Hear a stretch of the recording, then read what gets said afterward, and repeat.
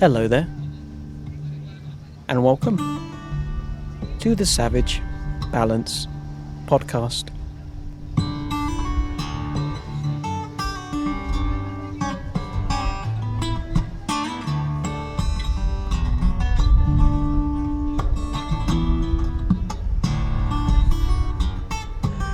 Hello everyone, and welcome to this episode number 3 of the Savage Balance podcast, a brand new weekly podcast offering you a new thing each week, whether it be story, essay, interview, or something else. How are you all? I hope you're doing well. I hope you checked out the first 2 episodes. If you did, you would have heard that the first 3 episodes are going out in a row to give you a flavour of the different kind of content and the different formats you can expect from the Savage Balance podcast. And this here is our very first interview. It is an interview with Juliet Gellatley. Juliet Gellatley is a writer, animal activist, and founder and director of Viva, the vegetarian international voice for animals. She has spent most of her life campaigning on behalf of animals and animal rights. And in the first part of this 2-part conversation, we discuss many really interesting topics. In fact, we do throughout both of the conversation parts, including zoonotic diseases, factory farming and wildlife markets, antibiotic resistance, COVID-19 pandemics, and veganism. And although this was recorded over 5 months ago at the height of COVID-19 in mid-May, in fact, I think it still has some truly remarkable insights. And it sounds just as relevant then as it does now. So without holding you back from any more of this vital and really phenomenal, interesting information, this is episode 3, an interview with Juliet Gellatley.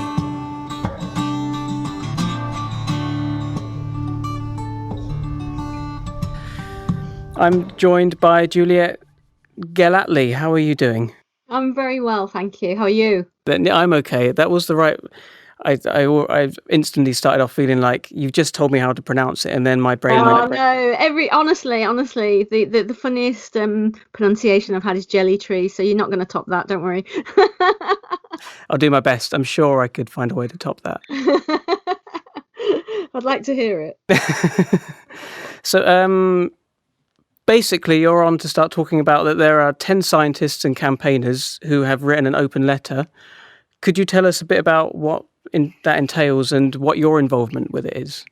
Yeah, so Viva organised this open letter because obviously we wanted to highlight the fact that 3 in 4 what are called zoonotic diseases. So those are diseases that come from animals and then jump the species barrier into people. So 3 in 4 of the world's new or emerging infectious diseases come from animals. And the main thing that we wanted to highlight, of course, that it's mainly from trading wildlife, whether it's legal or illegal, and from factory farming. And we don't feel that governments of the world have encouraged us, the general public, to actually understand the dangers from factory farming and that they're directly related to pandemics, which have swept across many nations. And I also don't think most people know that the top 56 of those zoonotic diseases actually kill almost 3 million of us a year and cause billions and billions of illnesses. And there are many more diseases than that. And the other thing I think that really worried me when I started researching this and really looking at, things like the Centre for Disease Control, they've actually got a list on their website of pandemic threats, and they categorize them according to how much they think a certain disease is going to cause a pandemic, and if it does, how much damage it's going to do. And it's pretty sobering reading, I can tell you. So clearly, governments across the world, United Nations, WHO, have known that a pandemic was coming. I think actually looking at the research, they thought it was going to be one of the bird flu viruses. But it's very, very clear that pandemics are going to keep coming with more frequency, and one could hit on us that's a lot more deadly than this one. And so we wanted to highlight that, and that the answer is actually strikingly simple, which is to go vegan. Yes, and it's strange that it doesn't quite feature so often in the mainstream media's narrative, I guess, of what's happening. Yeah, you're right. It's I think there's a lot of personal prejudice that comes into people's writing and thinking, and there's still, sadly, even for those journalists that are more empathetic to our message, it's almost like they're a little bit scared of saying it still, because the powers that be will say that's not a message that their readers don't want to hear. People, I think, with coronavirus, have been very quick to condemn China, and I'm not saying that that's a wrong thing to do, because it's certainly needed. I mean, what's happening in wet markets in China and, you know, the nations, especially around China, is completely obscene.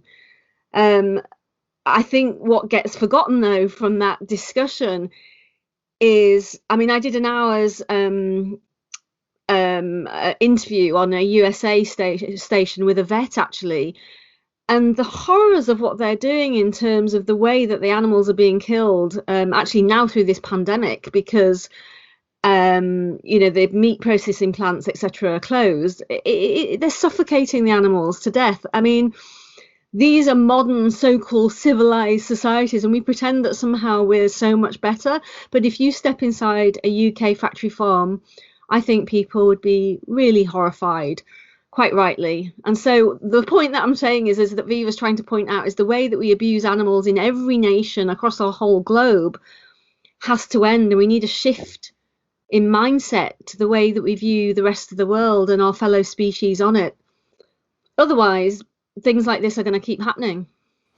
Yes, absolutely. I think there is a kind of dialogue that is very China-centric, China-focused, whereas, I mean, wet markets and things are not specifically consigned to China, first of all. But then, as you mentioned just then, the whole impact that Western societies and the way that we produce food in this way, the impact that has specifically. Because I could imagine some people listening to that and you saying about zoonotic diseases and then mentioning to go vegan and them thinking, well, I don't understand what me buying a pack of sausages has to do with, you know, this global pandemic. Would you be able to flesh out that for people who might not be? Yes, I would. So there's two different issues that are feeding into this.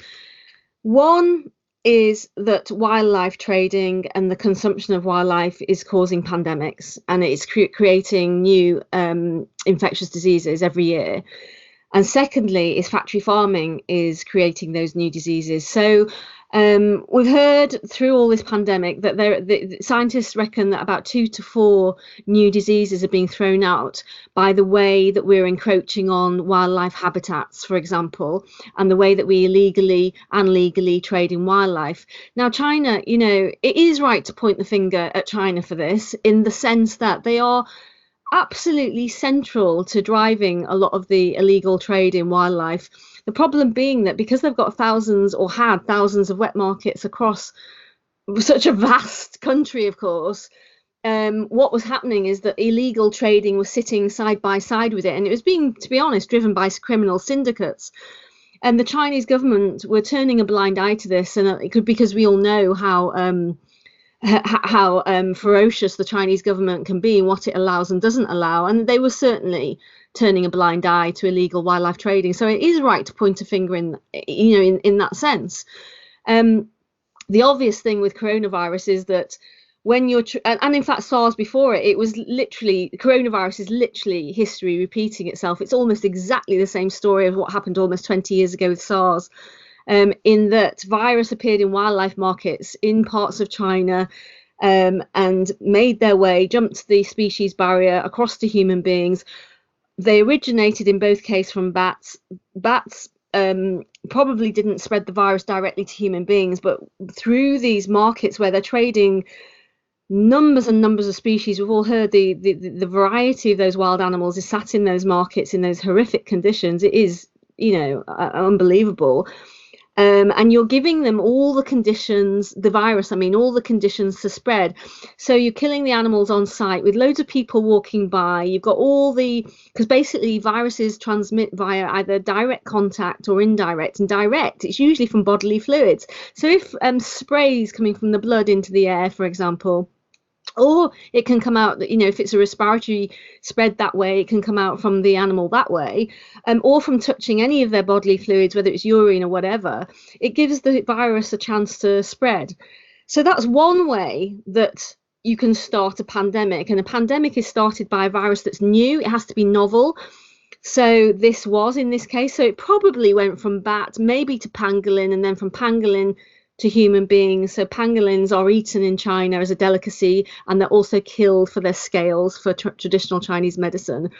Now, then, separately to that, the other major cause of epidemics and pandemics of new diseases is factory farming. So this is where eating your sausage or your bacon or whatever comes into it. So what on earth do I mean by that? Well, I'll just give you, if I just give one example, going back to Spanish flu, which we've all heard of now because of this pandemic, which was 1918, of course.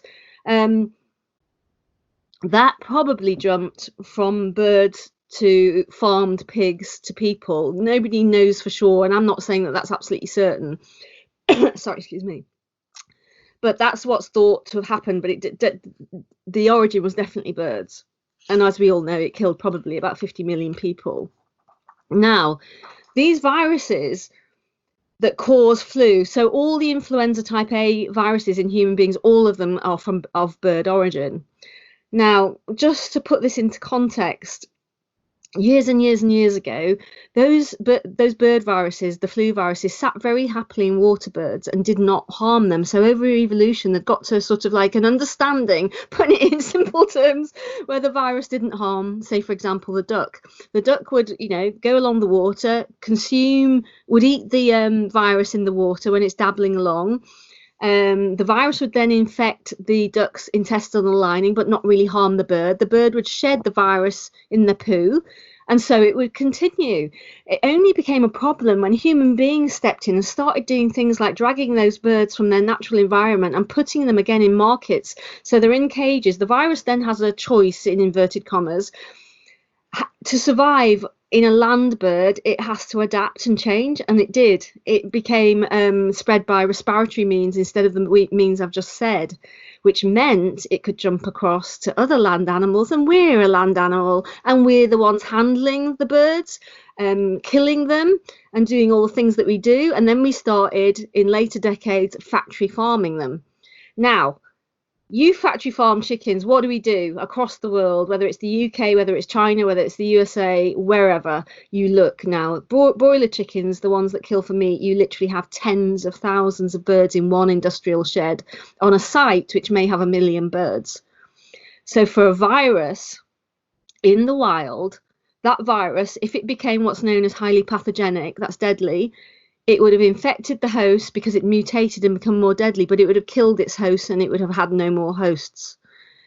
If it does the same inside a factory farm, you've got all these thousands and thousands of birds which have come from a very limited gene pool. So the virus, if it can infect one, you can bet your life it can infect them all, and it can spread through them all. They've got suppressed immune systems because of the way that they're kept, so they're constantly under stress, they're frustrated, they're bored, they can't fulfill any natural instincts, and they're ill. And so you've got these viruses that rampage. So they don't just mutate 1 or 2 times, they mutate trillions of times. And a highly pathogenic version is much more likely to be able to emerge from those conditions. But also, which animals are handling these birds? Well, it's human beings, isn't it? It's us. It's only human beings that handle them. And so they jump across. And so what's been happening in the last few decades, and why infectious diseases of the flu virus have been emerging with ever more frequency and becoming incredibly deadly, I have to say, is directly due to factory farming. So that's where we, the consumer, come in, because we're driving that by buying this cheap factory farmed meat from these ill animals. And,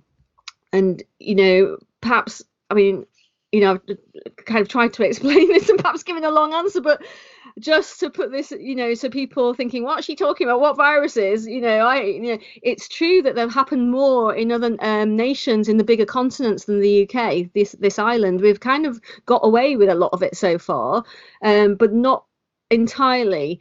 But in the last few years, bird flu, which of the H5N1 variety, so that's a strain of the bird flu virus. It was swirling around these factory farms for decades, and then just suddenly made the jump in the 90s across to people. And when it did, it killed 60% of its hosts, of people, And that's happened about 800 times. So what I'm saying is, it wasn't one person got H5N1 and they passed it to 800 people.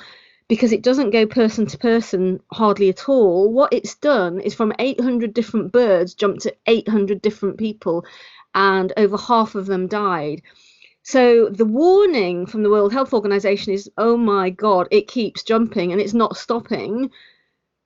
At some point, that virus, it just takes another mutation and it can go person to person. And then you think of the fear that the coronavirus is injected in people, and the economic damage this has done globally, with a virus that's killing, depending on whose figures you look at, say 1.5% of the people. Imagine having something like H5N1 that's killing half of the nation and of the world. I mean, it's just unthinkable. And just just to sort of like bring this home, these viruses are not disappearing. How these other countries cope with it is by killing millions of animals. So I don't know if people are aware listening to this, but literally hundreds of millions of birds have been killed to try and stop the spread. This isn't talked about that much in the UK, but this is reality. This is now. So there's a new one, by the way, that's just emerged called H7N9, and that just emerged a handful of years ago. And that again infects people, and that kills 1/3 of the people it jumps across to. And the reason WHO are worried about that one is obviously it's again a new virus, so it's capable of causing a pandemic because we've not got enough immunity. It's because when it goes through the chickens, the broiler chickens, or the hens kept for their eggs, it's what's known as a silent spreader. So it's not actually damaging those birds that much. But when it jumps across to human, it's incredibly deadly. And the reason that worries them is because with H5N1, because it was killing the birds, they'd kill literally hundreds of millions of birds to stop the spread. But with this one, they don't even know necessarily that it's there. So you can't contain it. So that's why that has been, I looked at the Centre for Disease Control website, and that's highlighted as a major pandemic risk. So that's a very long answer, but the reason I've done that and got into much more detail than I normally would is because I just think this is just so important that, the world's peoples, we have to collectively join together and actually do something about this. This is serious, and I think coronavirus is a wake-up call from nature, and I think nature's given us a chance here to change, and it might be the last one. Yes, especially seeming as you can see in lots of examples of nature healing itself as well, the pace in which it is coming back, in which animals are returning to natural habitats, and in Venice, people talking about the water being visibly clearer and stuff like that. That was a fantastically detailed answer, and I can imagine for a lot of people it would sound quite scary. A lot of big, scary sounding things in there, sort of me included. So it makes me think, what could the impacts be for humanity if they continue to consume meat in the same way they do now? And also, I guess, considering what I like about this all here as an additional thing is, because it sounds scary, there's also an additional thing in my head of, there's hope. There's things that we can do personally to change the habits now, our own habits, and create the change that we want to see in the world. Absolutely. That is the beauty of working on veganism. So I started Viva over 25 years ago, and it's so wonderful to work on something where you can empower others. It's very frustrating. I'm sure everyone listening to this, the thought of having to lobby Boris Johnson or Donald Trump is very, very frustrating, because you know in your heart that it's going to be very hard to get anywhere. And my experience over all these years is that politicians follow public opinion, they don't lead it. And they're very, as we all know, they're very short term in their outlook, but for obvious reasons of them being in power for a relatively short amount of time and just being interested in getting back. And so they don't tend to do these long-term plans. But now we're in a completely different scenario globally, I think. And I think maybe the silver lining for this is that just on a small scale in the town that I live, the community sense has grown considerably through coronavirus, which is rather ironic considering we're socially distancing. But there was a sense that local government and local town councils weren't doing anything. So people just took control themselves. And you know, and people have been helping each other out and volunteering and all sorts, and it's all been organised just by so-called ordinary people. But it's been very empowering. It's like we do have the power to organise ourselves actually without having to go to any particular authority. And I think that's how we have to think about the answers to this, to be honest. I think it has to come down to grassroots. I think we have to drive the governments to change, not necessarily by signing a petition. I'm not saying don't do that, but I'm just saying by actually changing ourselves fundamentally.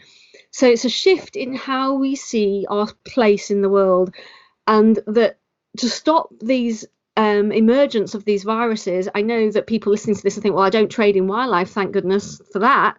But a lot of people are trading in factory farming. They don't like to think about it and they'll bury their heads because they don't want to be cruel.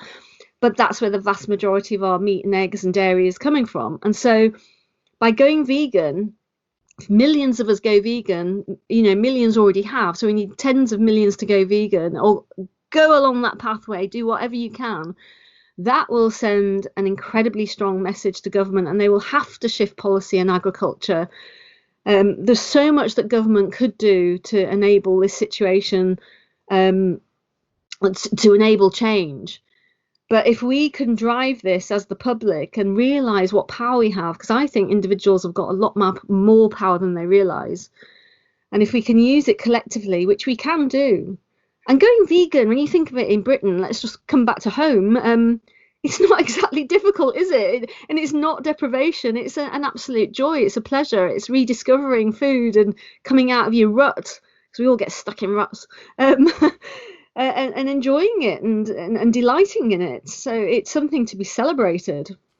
Yeah, I think a lot of people hear vegan and they think of deprivation and they think of removing things and worry about missing out on too many things. But I feel like the experience of me and from what you just said there and many other people, that it's empowering.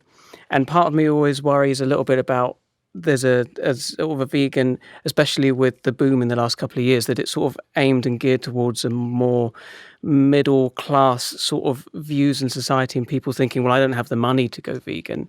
And yet really it's food that, you know, maybe decades or centuries ago would have been referred to as peasant food, like food that is the cheapest food around. It is the most versatile, that you can create a lot with very little money as well. And it's so in that way it's definitely very empowering.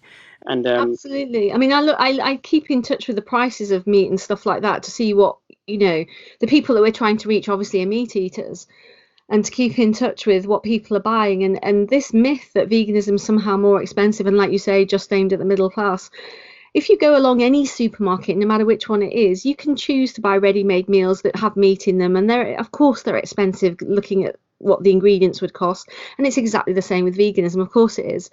But you do have that choice if you buy the ingredients and you want to do some cooking. I think where the big myth is that somehow vegan cooking takes a lot longer. I think that's still, you know, sort of swirling around that myth, and it really is. I think one of the things I recommend people look at, certainly what I use, is Viva has a recipe club called Vegan Recipe Club, and it's on the website. It's just veganrecipeclub.org.uk, or you can download it as an app. Everything's free, but there are hundreds and hundreds and hundreds of recipes on there, and they're categorized. So if you are the kind of person that's, you know, maybe not used to cooking so much, or you're just lazy, I mean, let's face it, you know, or we haven't got time, you know, there are loads of recipes on there that are very quick. And it's just about adapting the way you think about things, isn't there? A lot of people who eat meat want to go on to meat alternatives for the beginning. And now there are so many. I went into, locally, we have an M&S just down the road, and they had these new thick burgers, which actually take 18, 20 minutes to cook. They're so thick and so meaty. I've got teenage sons, and they really enjoyed them. I just added loads of avocado and tomatoes and cucumbers and lettuce, and made it into this great big massive burger that you've ever seen in your life. And all these things exist, and I think it's just a matter of us, all of us who've gone vegan, of educating our friends and our family, and setting a good example, I think, and showing that we enjoy it and it's not difficult and not more expensive. You know, I mean, it can be more expensive, but that's your choice. You know, it certainly can be cheaper as well. Depends what you want to buy and the way you want to cook, doesn't it? Yes, a lot of it comes down to education and being told what you can and can't do, and having it explained to you. Because I was certainly someone who didn't know how to cook before I went vegan, and it took that doing it and then learning what I could do with things to understand what was out there and what was possible. Just briefly, you've mentioned Viva a couple of times, just for people to know, what is Viva? Because you're the founder and director of Viva. Yes.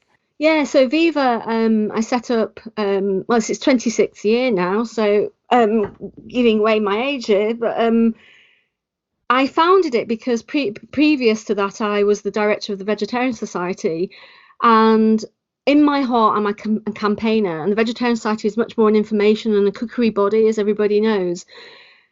And I needed to set up something that was vegan, that was actually out there, loud and proud, shouting for the animals first and foremost, because that's why I changed myself. And I felt that nobody was doing that back then, because I'm, going back to very different times.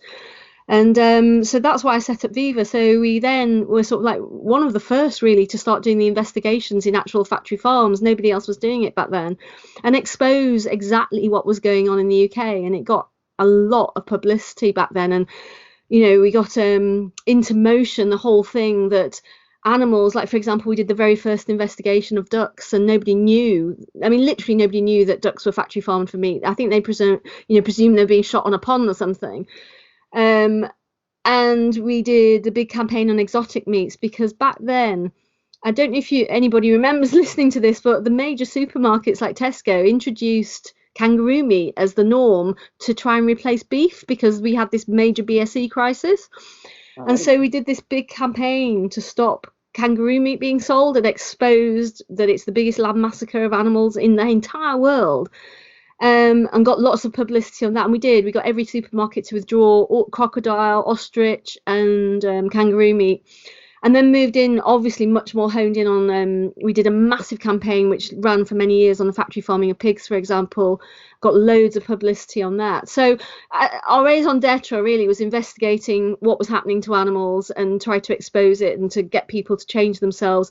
And then we expanded and opened a whole area, which is Viva Health, which obviously looks at the health and nutrition side.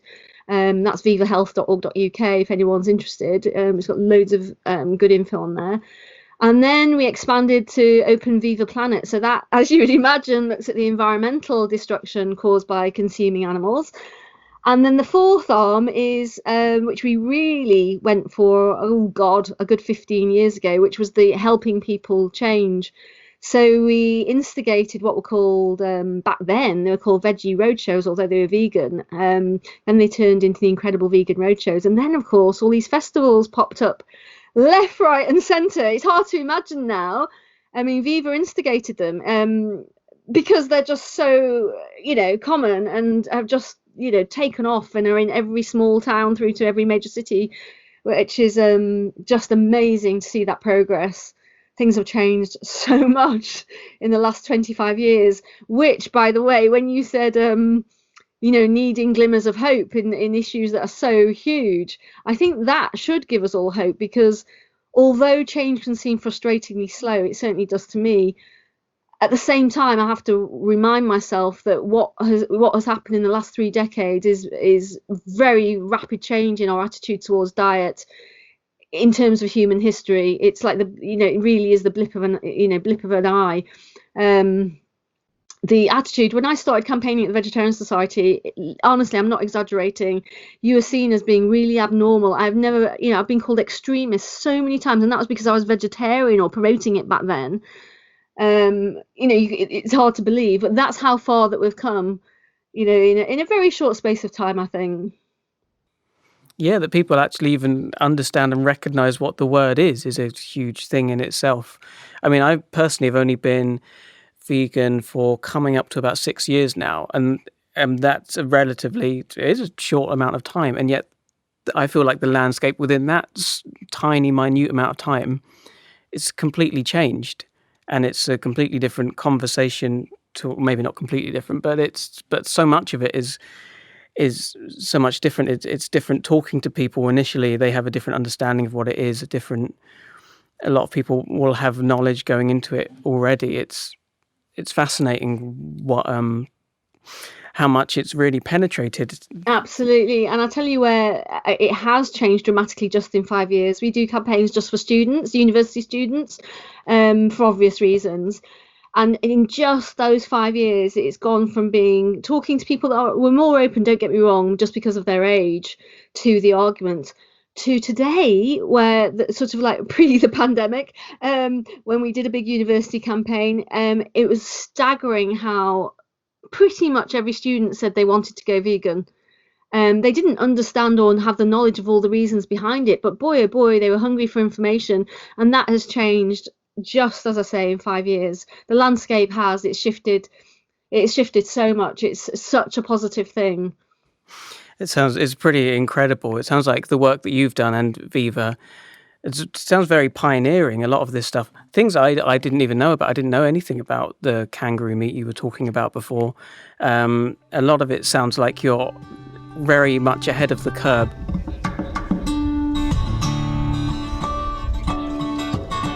There we go. What did you think of that? Thank you very much for listening. That was just incredible, wasn't it? And that is only part one of a 2-part conversation. The second part will appear in this podcast feed next week. In the meantime, you might consider visiting the website we have, savbalpod.com. There's a small piece of writing about this conversation, and as there will be next week as well, a different piece of writing that is, which you can check out in the episode notes if you go to the reading section of the website. There are also links in the bio, so you can go and check out those, including a link for Viva and some other talks that Juliet Gellatley's done, a podcast, which I'll go into more in the next episode. Please do share this with your friends. I'd love to have this information out there more.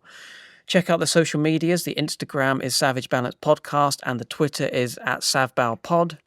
The email address is savbalpod@gmail.com. If you could subscribe, comment, rate, and review, as we're such a new podcast, I would massively, humongously appreciate it. Specifically, actually subscribing, that would be really cool. The artwork is by Dolly Gray. The music is by Danny Tonks. Thanks very much. We will see you here with the second part of this conversation next week. But until then, do please take care of yourselves.